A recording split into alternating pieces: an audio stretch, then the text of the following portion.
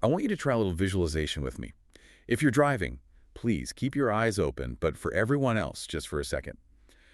Picture yourself back at 15. Okay. It's a Tuesday morning.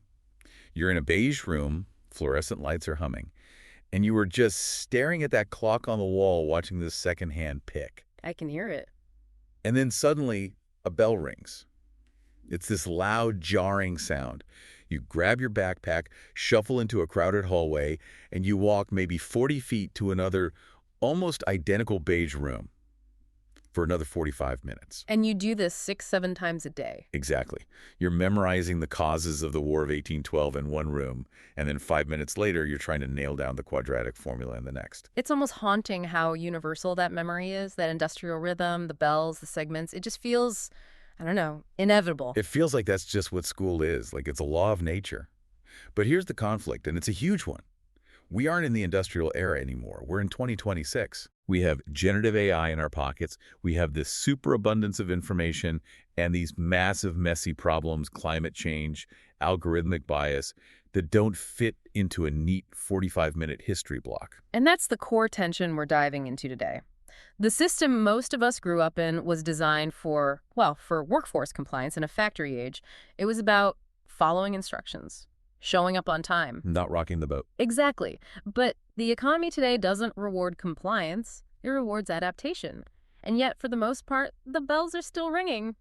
So today we're doing a deep dive into this fascinating and honestly pretty radical source. It's called Cognitive Cauldrons, Reimagining Education for Sovereign Minds. That's a great title. It is. Cognitive Cauldron sounds a little bit like we're about to brew potions at Hogwarts. It does have that magical flair, doesn't it? But the magic here is actually deeply grounded in learning science. The source is arguing for a massive paradigm shift. A huge one. We're talking about moving from classrooms, which are for delivering content, to what they call cognitive studios, these cauldrons. And the goal is something the author calls cognitive sovereignty.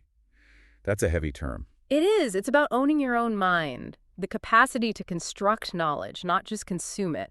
But before we get to the solution, we really have to get why the current system is so broken. Right. The silo effect. The source spends a lot of time on that, the fragmented curriculum. And this is something we just accept as normal. But when you look at it through a cognitive science lens, it is just bizarre, slicing up knowledge into these separate subjects: math, English, science. Taught in total isolation by specialists who often never even talk to each other about what they're teaching. And think about what that does. The source gives this perfect example that just highlights the absurdity of it all. Oh, the one about the exponential functions. Yes. So a student might study exponential functions in math class at 9:00 a.m. An hour later, they're in biology talking about population growth. And then in the afternoon, maybe in an economics elective, they learn about compound interest.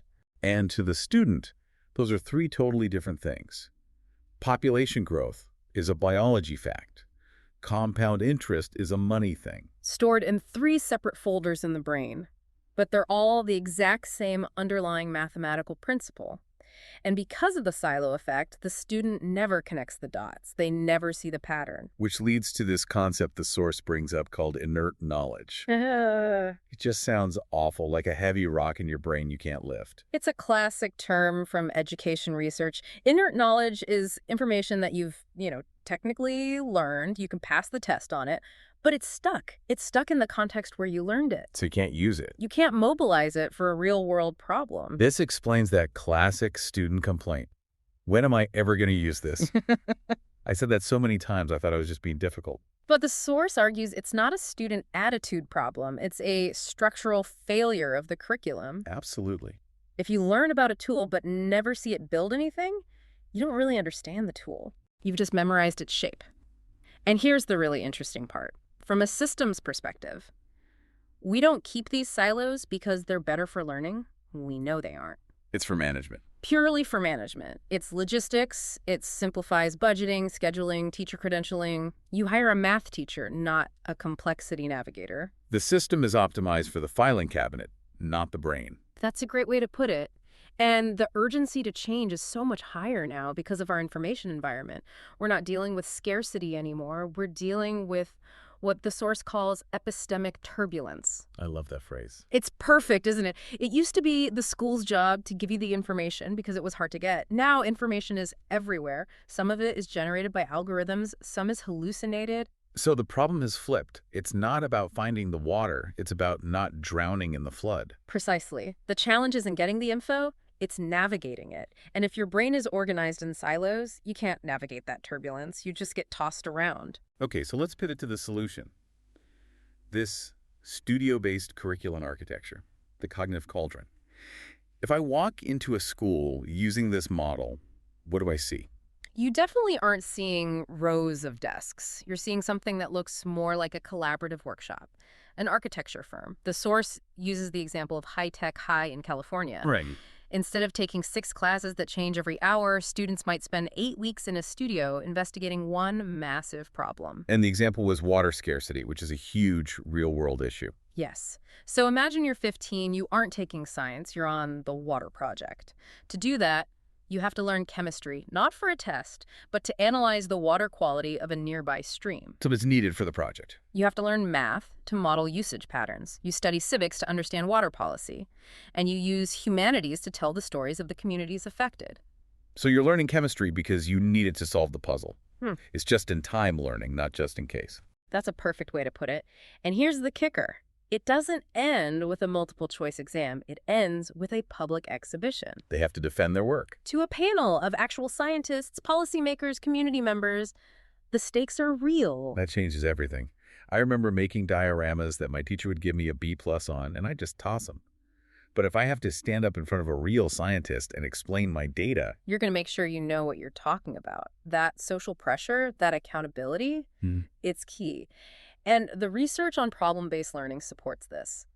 When the brain wires information to a real application, retention just goes through the roof. You're not just memorizing, you're using. You're building neural pathways connected to action, not just storage. They also mentioned Allen College of Engineering, which was fascinating. They basically got rid of traditional departments. They did. At a normal engineering school, you take Thermodynamics 101. It's dry, it's theoretical. At Olin, you learn thermodynamics while building a project that requires it. A physicist and a designer might be co-teaching the same studio. It models the real world. You don't encounter physics problems in the wild. You encounter messy problems that happen to have physics in them. Exactly. Now, I can hear a skeptic, maybe a concerned parent, saying, this sounds fun, but what about the basics? Are they just Googling everything? What if they miss fundamentals? Which brings us to technology. A crucial point. The source is very clear. This isn't about letting AI write your essays. It's about what they call adaptive learning architectures. Right. Tools like Khan Academy or Summit Learning. How do those fit in? Aren't they just lectures on a screen? Think of those tools as the base layer. They're incredibly good at the knowledge transmission part, teaching you how to factor a polynomial, for example. They let you speed up or slow down. They give you instant feedback. Right. So we should offload that delivery work to the software. Let the computer teach the procedure. And that frees up the human teacher to do what exactly? To do what humans do best. They stop being a content delivery system and they become a coach, a facilitator. They diagnose misconceptions. They mentor the projects. They move from being the sage on the stage to the guide on the side. So tech isn't replacing teachers. It's elevating them to a higher order job. Precisely. And there's another layer to this. Epistemic competence. Another big term. What's that? It means knowing how to handle knowledge itself. In a world of AI, a student needs to know how to evaluate an answer, not just get one. They need to spot bias, to understand how knowledge is constructed. So instead of banning AI, we lean into it. Yes, but as a thinking partner, the student maintains agency. You use AI to generate ideas, maybe, but you, the human, are the one verifying it, critiquing it. It's the difference between asking the GPS, where do I go, and actually checking the map to see if it's sending you off a cliff. That's a great analogy. It makes the student the driver, not the passenger, Yeah. which totally changes how we define success. A Scantron sheet seems pretty useless for all this. It is useless. The source argues timed, standardized tests just measure recall and speed. And algorithms have perfect recall and instant speed. If that's what we're testing, we're training students for obsolescence. We're training them to be second-rate computers. Exactly. So the alternative is performance assessment. Right. The source points to the New York Performance Standards Consortium. These are public schools that have waivers from most standardized tests.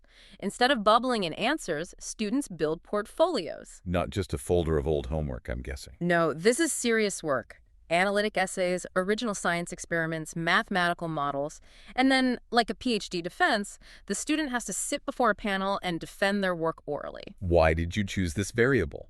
What would happen if the data changed? Exactly, those kinds of questions. I love that. It respects the student's intellect. It says, you are a creator of knowledge. And the data backs it up, right? It does. Students from these schools persist in college at higher rates because they know how to think, how to manage projects, how to communicate, they have agency. But to do this, you can't be a lone wolf teacher. No, the whole faculty structure has to change. The source mentions EL education.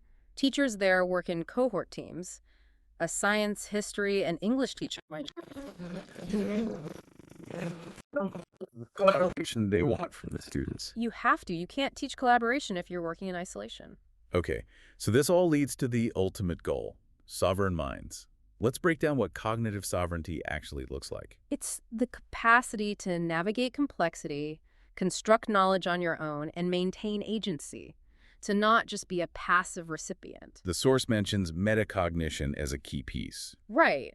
Thinking about thinking.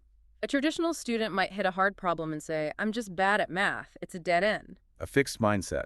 In a cognitive studio, we teach them to diagnose their own confusion, to ask, what strategy can I use here? Do I need to draw a diagram? It's shifting from I can't to how do I learn this? It's giving them the dashboard to their own brain. Yes.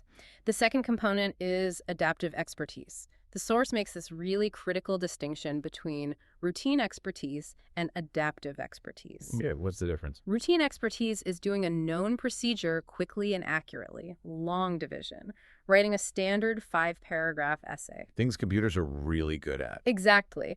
Routine expertise is automatable. Adaptive expertise, on the other hand, is the ability to invent a new solution when the standard procedure fails. It's taking a concept from biology and applying it to urban planning. That's the human value add. If we only train for routine expertise, we're training kids to be replaced. We are. And the final piece is ethical formation. This isn't about telling students what to believe. It's about practicing how to navigate dilemmas with no clear right answer. So not just solving the problem, but asking about the impact of the solution. Yes. Whose story are we leaving out in this documentary? What are the environmental impacts here? You're building the muscle of responsibility in real time. So bringing it all together, we started with the factory model, the Bell schedule, and we've walked through this vision of the cognitive cauldron, the studio, the tech, the new assessments. It's a massive shift. It's a journey from compliance to sovereignty. And the source makes a bold claim at the end, that this isn't just a nice to have, it's an existential necessity. I think the source is absolutely right on this. If we keep training students to be dependent consumers of facts, they will be outmatched by algorithms. An algorithm will always be faster at retrieving facts. You will always win Trivial Pursuit. Always. But if we train them to be sovereign thinkers who can ask the right questions, synthesize across domains, act with wisdom, they survive. They thrive. It's the difference between being the tool and being the user of the tool. That is the perfect way to put it. So here's the question we want to leave you with today.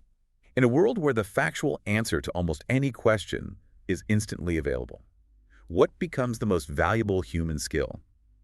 Is it the ability to ask the right question? Or is it the wisdom to know what to do with the answer? That is the question every educator, parent, and learner needs to be asking right now. Thanks for diving deep with us today. Keep thinking.